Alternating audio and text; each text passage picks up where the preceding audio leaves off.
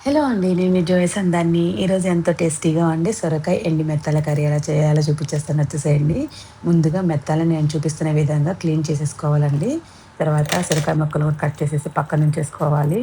ఒక ప్యాన్‌లో oil add చేసుకున్న తర్వాత కట్ చేసి పెట్టుకున్న ఉల్లిపాయలు, కరివేపాకు యాడ్ చేసుకొని కొద్దిగా వేగిపోయిన తర్వాత అందులోనే ఒక 2 టమాటోస్ కూడా యాడ్ చేసేసుకునేసి కొద్దిగా మగ్గించుకున్న తర్వాత అందులోనే ఒక టేబుల్ స్పూన్ వరకు జింజర్ గార్లిక్ పేస్ట్ యాడ్ చేసేసుకునేసి అది కొద్దిగా వేగిన తర్వాత మనం ముందుగా కట్ చేసి పెట్టుకున్న సొరకాయ ముక్కల్ని యాడ్ చేసుకొని, అందులోనే ఒక చిన్న వాటర్ గ్లాస్ అంతా వాటర్ యాడ్ చేసుకునేసి మంచిగా కుక్ చేసేసుకోవాలండి.